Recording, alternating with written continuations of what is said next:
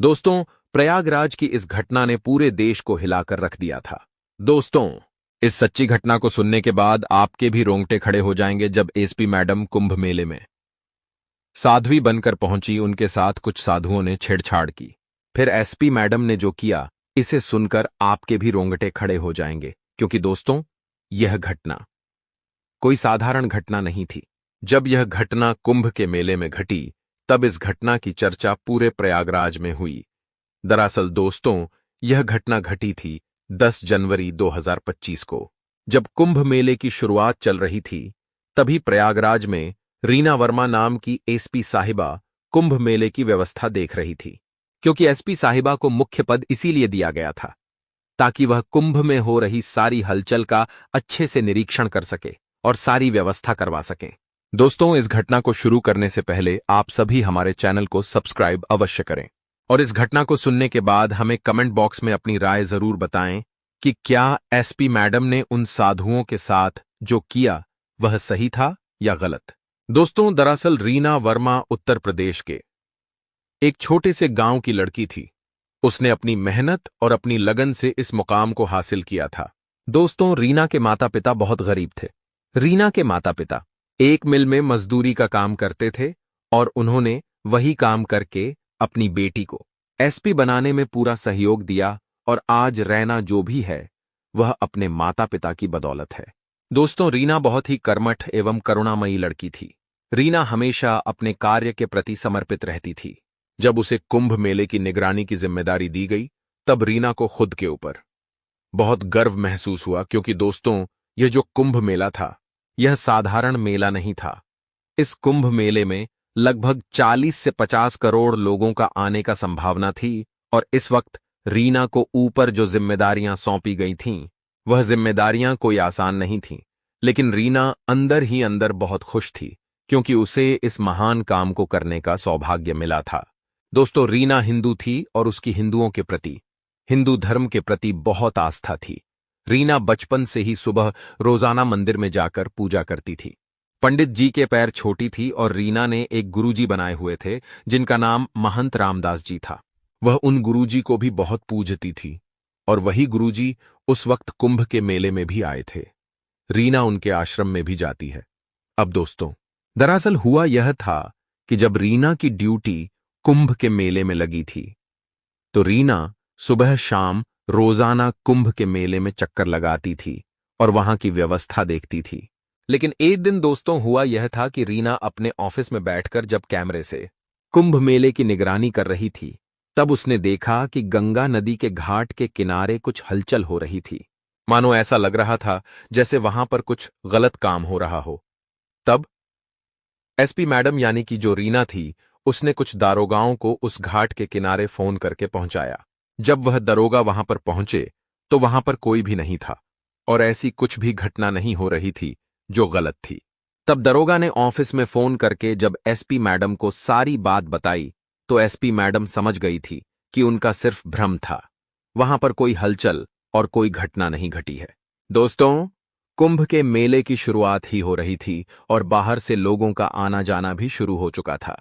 तभी SP madam के office में कुंभ मेले के दौरान एक महिला आई और उस महिला ने बताया कि उसके साथ कुछ जवान साधुओं ने छेड़छाड़ की। जैसे ही एसपी मैडम ने यह सुना, तो पहले एसपी मैडम को शक हुआ और एसपी मैडम ने पूछा कि तुम कहां से आई हो और तुम्हें कौन से साधुओं ने छेड़ा। तब वह महिला बताती है कि मैं गंगा नदी से जब स्नान करके बाहर निकल रही थी, तब कुछ साधु मुझे बुरी नजरों से देख रहे थे और मुझे छेड़ रहे थे।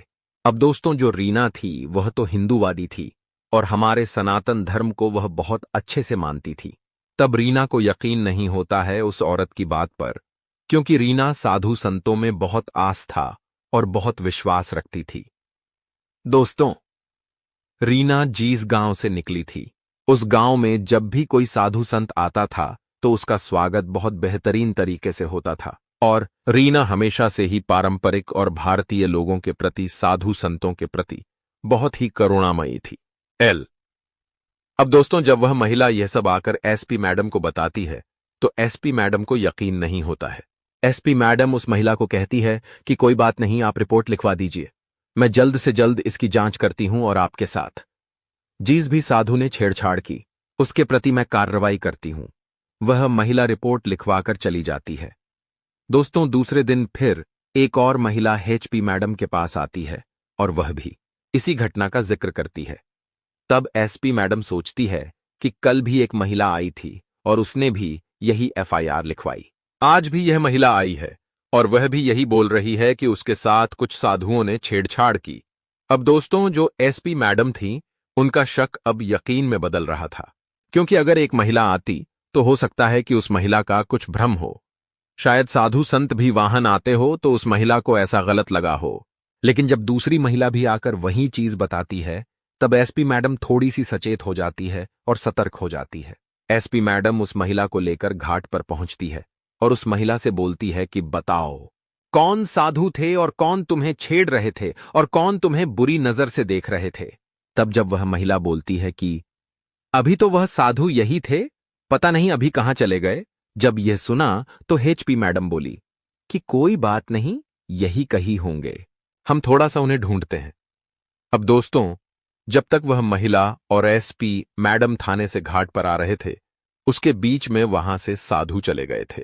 जब एसपी मैडम और महिला ने उन साधुओं को ढूंढने का प्रयास करा तो वहां पर वह साधु नहीं मिले जिन्होंने उस महिला के साथ छेड़छाड़ की थी और उसे बुरी नजरों से देखा था।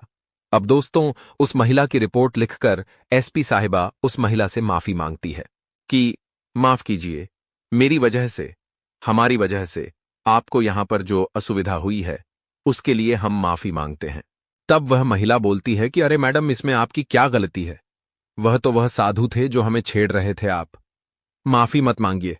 तब रीना बोलती है कि नहीं, अगर हमारे पुलिस वाले यहां पर अच्छे से ड्यूटी कर रहे होते तो तुम्हारे साथ ऐसा बर्ताव नहीं होता।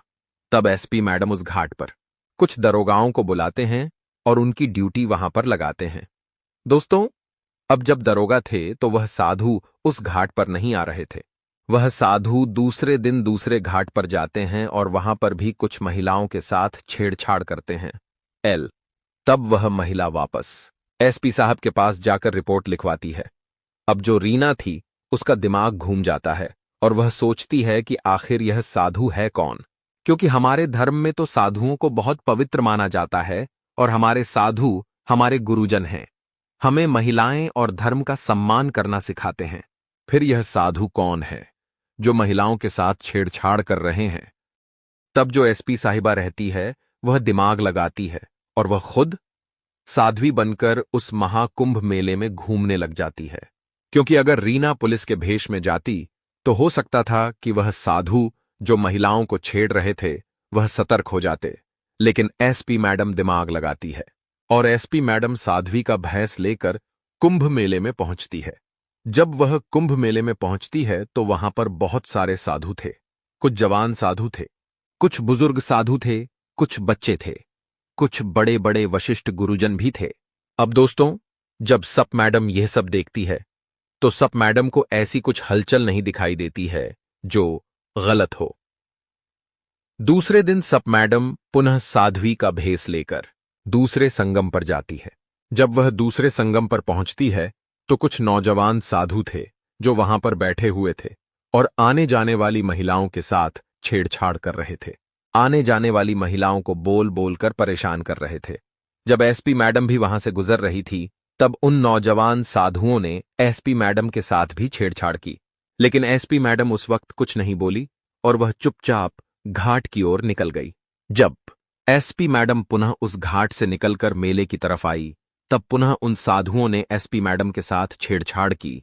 तब एसपी मैडम को उन साधुओं को रंगे हाथ पकड़ना था, इसलिए एसपी मैडम अपने पुलिस थाने गई और वहां से अपनी साड़ी में एक गुप्त कैमरा लगाकर उन्हीं साधुओं के पास पहुंची जो साधु महिलाओं के साथ छेड़छाड़ कर रहे थे।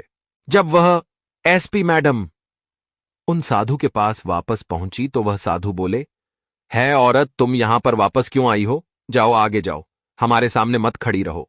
तब एसपी मैडम बोलती है कि तुम क्यों यहां पर महिलाओं को छेड़ रहे हो? तुम क्यों उनके बारे में गलत और बुरा बोल रहे हो? तब वह नागा साधु बोलते हैं कि तुम्हें इससे क्या मतलब? हम साधु संत है, हम कुछ भी बोले तुम्हें अपना काम करना है, अपना काम करो, हमसे मत बोलो और हमें मत सिखाओ कि हमें क्या करना है और क्या नहीं। यहां से चली जाओ, वरना अभी तुम्हें श्राप देंगे और तुम यहां पर खड़ी रहने लायक नहीं रहोगी। अब क्योंकि दोस्तों, वह जो साधु संत नागा साधु, जो नौजवान साधु थे, दरअसल वह असली साधु नहीं थे, वह साधु का भेष लेकर वहां पर बैठे थे। यह सच्चाई एसपी मैडम को तब पता चली जब वहां पर आसपास कुछ लोगों ने बताया। जैसे ही एसपी मैडम ने यह सब सुना, तब एसपी मैडम सामने चली जाती है और उन साधुओं से बातचीत करती है, और वह साधु जैसे ही एसपी मैडम के ऊपर हाथ उठाने आते हैं, एसपी मैडम उन सबका हाथ पकड़ लेती है और वहां पर बहुत सारे पुलिस वालों को बुलाकर उन सभी को अरेस्ट करवा लेती है। अब यह घटना देखकर वहां पर जितने भी लोग थे, वह एसपी मैडम को बोल रहे थे कि हे, तुम इन साधुओं को गिरफ्तार क्यों करवा रही हो, इन साधुओं को क्यों परेशान कर रही हो। तब वहां पर कुछ दुकान वाले थे।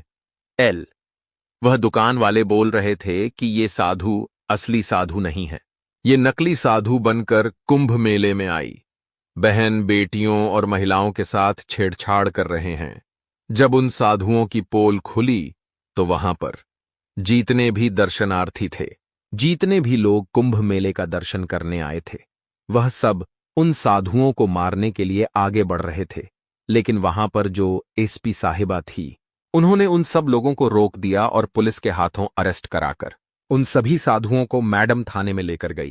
थाने में ले जाकर जब उन साधुओं से, उन लड़कों से पूछताछ की कि तुम यहां पर साधु बनकर क्यों बैठे हो और आने जाने वाली महिलाओं के ऊपर गलत कमेंट क्यों पास कर रहे हो, क्यों उन्हें छेड़ रहे हो, तब वह साधु के पास कोई जवाब नहीं होता है, क्योंकि वह साधु गलत कर रहे थे और वह साधु पकड़े भी गए थे।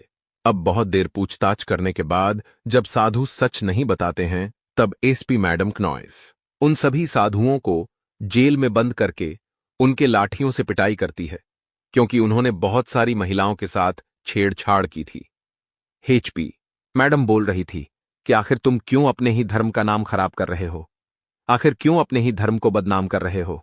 क्या तुम्हें पता है कि साधुओं की महिमा क्या होती है, साधु संत क्या होते हैं। तुम्हारी वजह से लोगों के मन में साधु संतों और गुरुजनों के प्रति क्या छवि बनेगी, क्या तुम्हें इसका जरा सा भी अंदाजा है। आखिर क्यों तुम वहां पर आने जाने वाली महिलाओं को छेड़ रहे थे। तब वह साध बोलते हैं कि मैडम, हम तो सिर्फ ऐसे ही हंसी मजाक और मस्ती कर रहे थे, हमें नहीं पता था कि हमारी इस गलती की वजह से इतना बड़ा हंगामा खड़ा होगा। क्योंकि दोस्तों, उस साधु के मेले में, उस कुंभ के मेले में विदेशों से भी कुछ मेहमान आए थे, विदेशों से भी कुछ गुरुओं की शिष्य आई थी, और इस वजह से भारत का नाम भी खराब होता और कानून व्यवस्था का नाम भी खराब होता।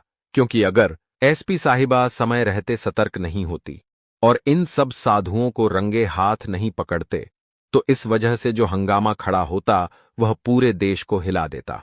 क्योंकि दोस्तों, स्वाभाविक सी बात है कि लोगों को यह नहीं पता था कि जो साधु छेड़छाड़ कर रहे थे वह साधु नकली थे, क्योंकि लोग तो उन साधुओं को असली ही मान रहे थे और साधुओं के प्रति लोगों की जो आस्था थी मन में वह सच्ची थी।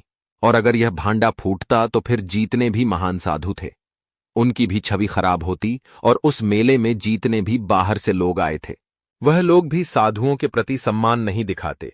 क्योंकि दोस्तों, इस घटना के घटने के बाद पूरे प्रयागराज में इस घटना के बहुत चर्चे हुए और बहुत सारे लोगों ने एसपी मैडम का सम्मान किया, एसपी मैडम को धन्यवाद दिया, क्योंकि एसपी मैडम ने जो पर्दाफाश किया था वह कोई साधारण पर्दाफाश नहीं था दोस्तों। उसके बाद से पुलिस की निगरानी उस कुंभ के मेले में और बढ़ गई और चप्पे चप्पे पर पुलिस तैनात हो गई।